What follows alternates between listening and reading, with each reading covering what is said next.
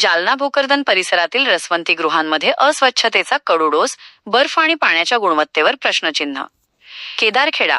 प्रतिनिधी बी.के. धसाळ. उन्हाळ्याचा तडाखा वाढू लागल्याने नागरिक थंडगार उसाचा रस पिण्यासाठी रसवंतीगृहांकडे वळू लागले आहेत. मात्र जालना भोकरदन शहरासह परिसरात सुरू असलेल्या अनेक रसवंतीगृहांमध्ये वापरल्या जाणाऱ्या बर्फ आणि पाण्याच्या गुणवत्तेबाबत आता गंभीर प्रश्नचिन्ह निर्माण झाले आहे. नागरिकांच्या आरोग्याशी खेळ सुरू असल्याचे चित्र सध्या पाहायला मिळत आहे. स्वच्छतेचे नियम धाब्यावर.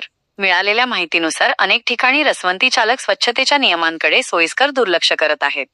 रसात टाकला जाणारा बर्फ अनेकदा अस्वच्छ गोणपाटात गुंडाळून उघड्यावर ठेवला जातो. तसेच रसासाठी आणि पिण्यासाठी वापरले जाणारे पाणी शुद्ध आहे का, याबाबत ग्राहकांमध्ये संशयाचे वातावरण आहे. रसाच्या पेल्यांची स्वच्छता आणि आजूबाजूचा परिसर यामुळे आरोग्याचा प्रश्न ऐरणीवर आला आहे. आरोग्य तज्ज्ञांचा धोक्याचा इशारा. दूषित पाणी आणि निकृष्ट दर्जाच्या बर्फामुळे मानवी शरीरावर घातक परिणाम होऊ शकतात. आरोग्य तज्ज्ञांच्या मते पोटाचे विकार, दूषित रसाच्या सेवनाने जुलाब आणि उलट्यांचा त्रास होऊ शकतो. गंभीर आजार, टायफॉइड, कॉलरा आणि कावीळ यांसारखे जलजन्य आजार पसरण्याची दाट शक्यता असते. बाधित वर्ग याचा सर्वाधिक फटका लहान मुले आणि ज्येष्ठ नागरिकांना बसू शकतो. रसवंती चालकांनी केवळ नफ्याचा विचार न करता नागरिकांच्या आरोग्याची काळजी घेणे गरजेचे आहे. उघड्यावरचा बर्फ आणि अशुद्ध पाणी विषबाधेला निमंत्रण देऊ शकते. स्थानिक आरोग्य तज्ज्ञ. प्रशासनाकडून कारवाईची मागणी. उन्हाळ्याच्या हंगामात रसवंतीगृहांची संख्या गल्लोगल्ली वाढली आहे.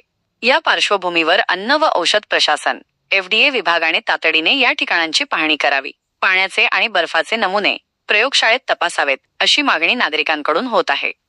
जे विक्रेते नियमांचे उल्लंघन करून नागरिकांच्या जीवाशी खेळत आहेत, त्यांच्यावर कठोर कायदेशीर कारवाई करण्याची अपेक्षा व्यक्त केली जात आहे. आता प्रशासन याकडे गांभीर्याने लक्ष देऊन ठोस पावले उचलणार का, हे पाहणे महत्त्वाचे ठरेल.